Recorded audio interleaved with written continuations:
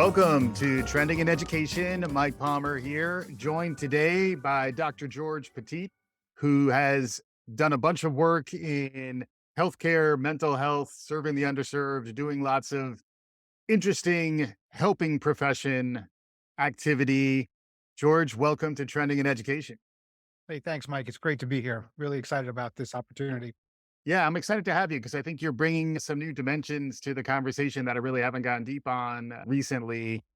We always start by talking to guests about their origin story, how you got to this point in your professional life. Can you catch us up on how you got to this point in your career?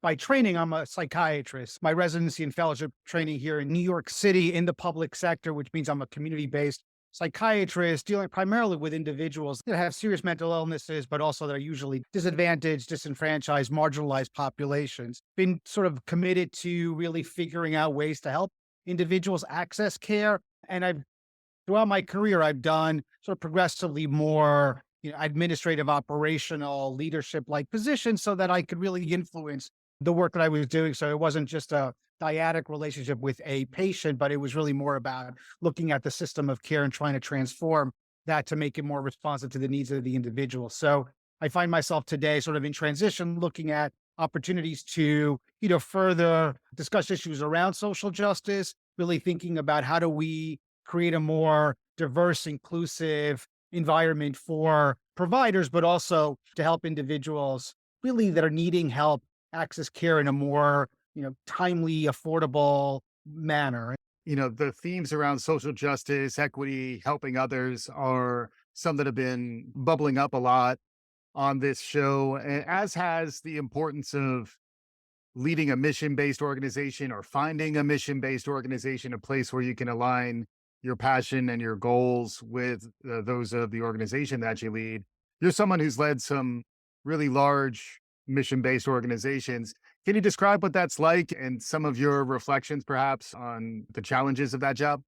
Yeah, I think, the critical thing as a professional is to really be able to align your own personal, values, mission, and vision of what you're trying to do with the corporation that you're in or the organization that you're in. And that sometimes is hard. I mean, there has to be a really tight, interlinked sort of marriage between the two for you to be successful. I think that the more you can bring your passion to the work that you're doing, and if that aligns with the organization, I think the more successful you'll be leading large organizations, especially those that are in transition or those that need to really sort of embark on thinking about themselves more, more specifically around a lot of the social justice issues. It's a change process, and that's usually fraught with a lot of challenges and difficulties in terms of how, you can bring everyone on board to be able to make some of those changes. But I think what's important is being authentic and bringing your true self and inspiring others that are like-minded and have similar vision about what you're trying to accomplish, especially if you're in the public sector, those community-based not-for-profit organizations that are committed, to working with, the most disadvantaged are the ones where I think you have a lot of opportunity to really be able to think about how do we start to dismantle some of the systemic inequities that are in our system? How do we start to think about, providing some core social justice action, frameworks, which include, improving access to healthcare services in a timely, affordable, and quality manner? How do we ensure access to affordable or low income housing? How do we ensure food security amongst the population in New York, where we see really high rates of food insecurity? How do we provide vocational and educational opportunities for folks to be able to move into more meaningful and gainful employment? So I think that there's a whole bunch of opportunities out there as long as we can align, our personal commitment to the work as well as the organization's commitment. I think that's when you have sort of a nice synergy and you can really make a lot of impact in the not-for-profit world.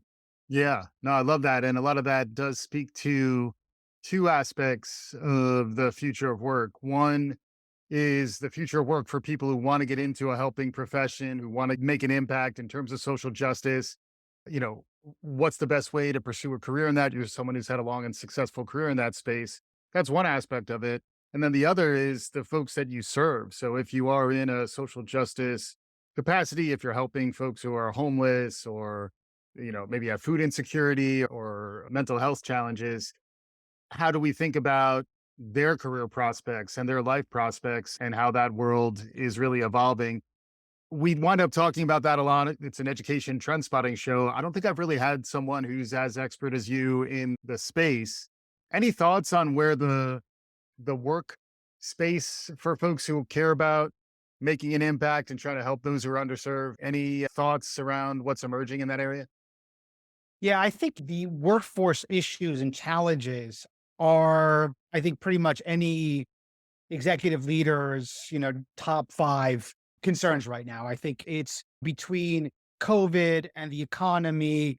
And I think just the challenges of trying to find, meaning in the work that we do is really hard, especially when, as a society, we have undervalued the importance of the given professions. In my last job, we had individuals that were direct service providers working with individuals with intellectual and developmental disabilities that were making 15, 16, $17 an hour. They could make more money going to work at McDonald's or going to work at TJ Maxx and not have to deal with the realities of working with an individual. So I think we have to really think about how are we really conceptualizing the work that we need to not only ascribe a value to, but also a monetary recompense to individuals that are doing that. And I don't think that we as a society really have done that really well. We could say the same thing for, teachers or firefighters or others, but, Right. certainly, people that are in the healing arts tend to get underpaid and the reimbursement models aren't there. And I think sometimes the margins are very thin for us to be able to really,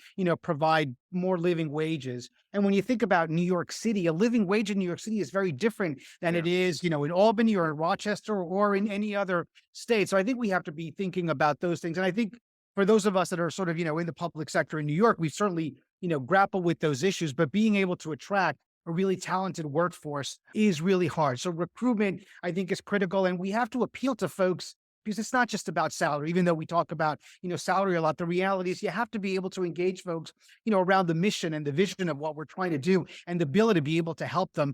And it's about creating career ladders. It's about saying, you're coming in sort of at the bottom rung, but like we've got a plan for how we're going to move you through the system. So you're able to go from, your bachelor's to your master's to your doctorate and all of those steps in between. And we have to be able to, as a society, but also as an organization, be able to support the work that has to go into helping an individual create their own professional development. So I think career development is important. Career pathways are critical.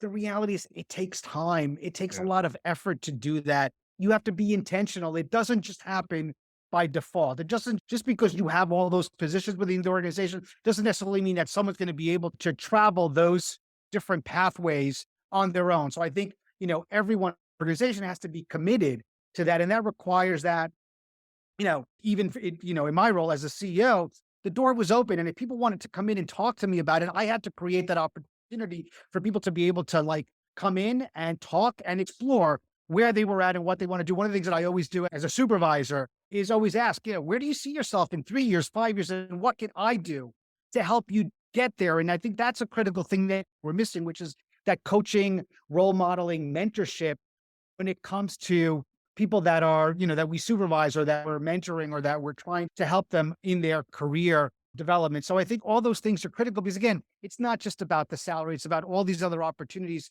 to support an individual in their career pathway. Yeah. I imagine some folks may take a psychiatrist up on an open door policy to be able to talk for a little bit. But no joking, it is a time where the psychological stress that everybody is in is much higher. And then if you add to that the giving professions, folks who are out there, really frontline workers working with folks who are suffering, it's emotional work. There's a lot of risk of burnout. I'd love to get some thoughts from you because, in some ways, you're in a unique position having led an organization like that, but then also having the psychology background yourself, where you understand some of the genuine stresses and traumas that are out there. Thoughts on all that? We're in a bit of a sticky wicket, I like to say. We are. And I think that the whole environment, I think, conspires to make it even more complicated. I think the ability to be able to have open, transparent communications around what some of the challenges are, I think are critical, right?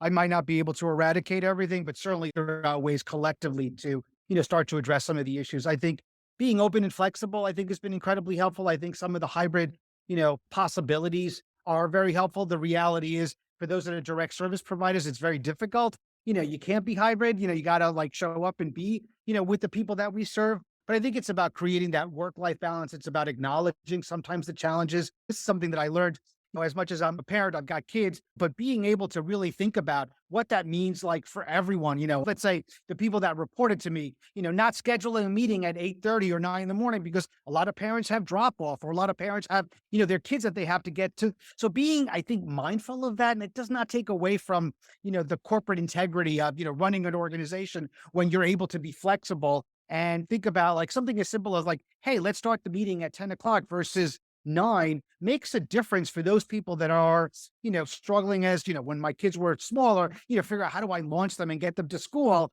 without having to be worried about like, oh my God, I have to be able to multitask around these issues and have to make choices that are problematic. So I think it's being mindful of those things. It's being open to the conversation. It's not shying away from it. It's important to be able to, to have those discussions, but it's also about, I think, really promoting people or promoting the notion that, you really do have to have, that work-life balance. It's about saying like, you got to shut things off at, a certain point. You shouldn't be responding to emails, after a certain hour. Weekends should be sacrosanct for, your family. And even though there are emergencies, there's ways of triaging that. There's ways of prioritizing things in a way that it's not everything, all the time. I think, we're incredibly connected to our devices to be able to disconnect again, intentionally and deliberatively, but it's about having those conversations, about creating, that safe space for people to be able to know that they don't have to be on 24/7. Again, and there are very specific situations where people do have to be on it, but I think that there's ways for an organization to titrate that and to take those things into account. But it's really, I think, just about having, an open dialogue and acknowledging that things are hard. I mean, I can't tell you how many times I've been with employees and they're struggling, with two jobs because they can't make ends meet or they have difficulty with, shopping versus, medication, for their family or doctor's appointments, things like that. It's again, not able to resolve everything, but certainly having those conversations and figuring out ways of supporting people differently is, I think, critical, not just for the employees, but for the people that we serve. I mean, we're troubleshooting in the same way I was just talking about for our employees, we got to be troubleshooting around those issues with the people that we serve that are really struggling, Yeah. with, housing and food and employment and all the other myriad things that are going on in society right now. Yeah. Well, that brings me to the concept of the dignity of work and the idea that, each of us ideally should be granted the opportunity to do something meaningful with our time and to ideally get paid and support ourselves as much as we can. And, this is where I think it does start to bridge beyond leading within the organization. This is more really leading as well the types of people who you've served over the years who frequently are left out of the conversation.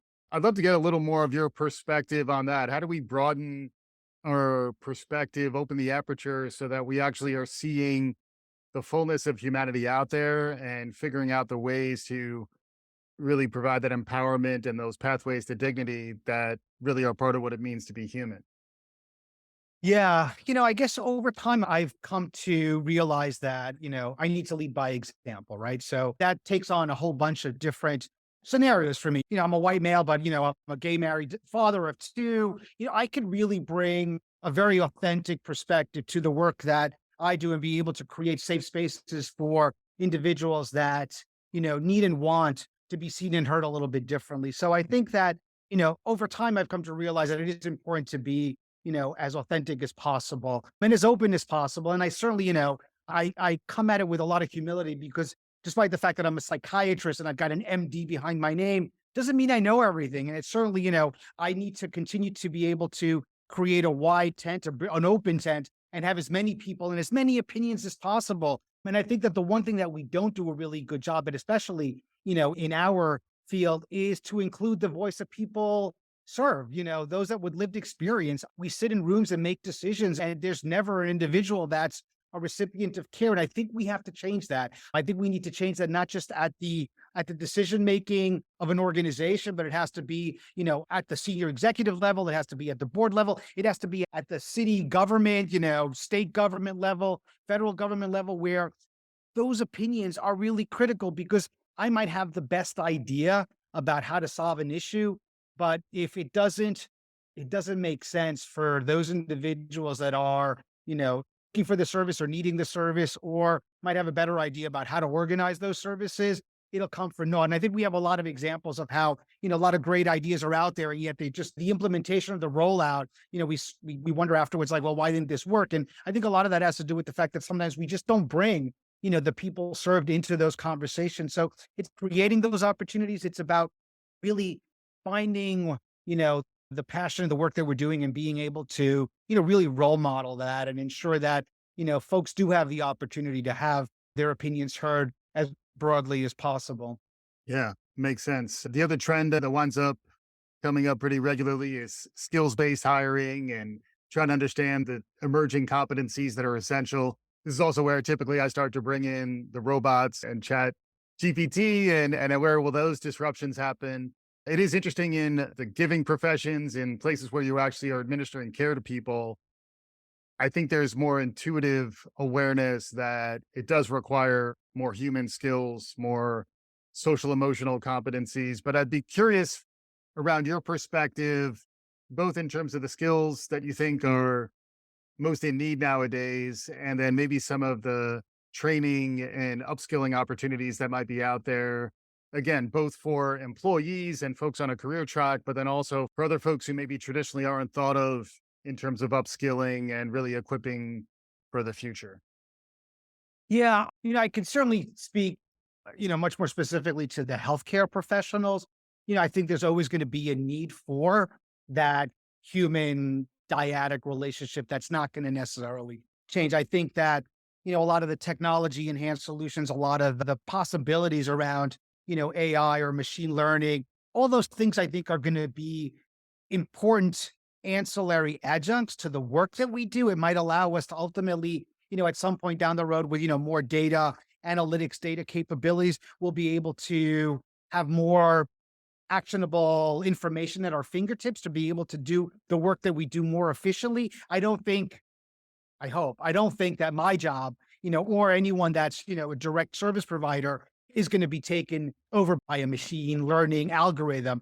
That being said, I do think that what we do need to really emphasize across the board, and it's not just, I think, in healthcare, is what I am seeing over the last 3, 4, 5 years is a lack of empathy, a Mm, lack of civility, especially in our discourse and in our interactions. I think we need to go back to the basics of being more civil with mm, each other, to each other, learning how to do that. I think that has to start early on. But I think civility and empathy are things that we're losing. And that scares me because those, I think, are core skills that we all need to have if we're going to function in any society. But certainly, when it comes to relationships that are based on a personal interaction, I think those things are critically missing at times. I wish I had an answer for how do we get there. But what I do worry about is sort of this erosion of some of these core, basic, foundational underpinnings for how we engage with each other, we interact with each other across the board. And I might disagree with you on a whole bunch of things, but that doesn't mean that we can't have a dialogue. That doesn't mean that we can't have a conversation. right. We might not ultimately see eye to eye, but that does not mean that we can't have that conversation. And I worry that we've gotten so polarized that becomes harder and harder to do. And I worry that polarization, whether it's happening in education or even in healthcare, is really concerning because, it has to be different when we're engaging with people, whether we're educating or treating them. So I think that, the trends are, at least for healthcare, are going to continue to be, I think, promoting more and more, consumers, peers, people with lived experience that could really make up a lot of the work that has to go on the front line. And then hopefully, the technology piece will allow, you know, providers to be more able to have those interactions, those engagements with people on a human level and not be worried about filling out the form for the insurance or all these other things that take a lot of administrative time that makes our jobs and why our workforce, I think, has so many challenges is we spend way too much time doing non-essential administrative, non-direct clinical work, which no one that goes into this, this profession is ever interested in doing paperwork. So I think that there is some hopefulness on my part that some of the technologies, will allow us to move away from those more administrative operational things and start going back to the basics of having a dialogue with the person in front of you and helping them figure out what do they want to do next? What's their employment aspirations and how do I help them get to those life goals? Absolutely. Yeah, it does remind me. I did see recently, I think it was an APA article about some initial findings of folks who work with artificial intelligence, that they're more depressed and have more social anxiety. Where, I think if done right, these technologies will empower and enable more direct human to human contact. But I think the risk is that frequently they replace it. And that's really kind of the note of concern. We do try to end on a positive note, though, George. So I'd love to get maybe some concluding thoughts or any perspectives you might have, thoughts you might have for folks who are curious about the future of learning and maybe aren't as deeply embedded in some of the domains that you've really been operating in. I'd love to get some of your concluding thoughts. I'm incredibly hopeful in that I think that there are specifically focusing in on those individuals with, behavioral health challenges, those that are most marginalized and disenfranchised, those that are most impacted by a lot of the health inequities. I do think that there's lots of opportunities to right some of those societal imbalances, to be able to really create opportunities for folks to really attain their aspirational goals. There are evidence-based interventions that we know of. I think we have the tools. It's really being able to align all of those and create those pathways for folks to be able to get to where they want to go. We've got, all of the pieces. We just got to make sure that the pieces of the puzzle are all put together appropriately, that we're all aligned. When it comes to the workforce and when it comes to really being able to get more folks into the types of healthcare professional roles that are out there, I think, COVID, I think the last years, we've been seeing a lot more emphasis on mental health. We've been seeing a lot more emphasis on well-being. I think people aren't shying away from talking about, feeling anxious or depressed. The acknowledgement that we have a significant opioid crisis, an epidemic, actually. I think that the more conversations we have about it, I think the more emphasis there will be on people really wanting to gravitate towards these types of, roles that are in healthcare that are needed. So I think we're destigmatizing a little bit by having these conversations. Mhm. And I think that there's a lot that we could do in the healthcare profession to really be able to help people. And I think anyone that's interested in helping anyone else, I think there's lots of opportunities. It's really about creating the right spaces, the right places for folks to be able to, figure out how do they get the appropriate training, how do they get the appropriate entree into some of these organizations. But I think there are a lot of opportunities out there for folks that are interested to really be able to lend a hand. And, no one should do this alone. I think that we're all trying to figure out how to help others, and it's all doable. Fantastic stuff with Dr. George Petit, who's been making a difference throughout his career and hopefully is providing some words of inspiration for those of you out there who are thinking about throwing your hat in the ring and trying to make a difference in the lives of folks who really need the help. George, thank you so much for joining me on today's show. Thanks, Mike. Really appreciate you having me on. And for our listeners, hopefully you enjoyed what you heard. If you did, please subscribe, tell a friend, do all the good things. We'll be back again soon. This is Trending in Education.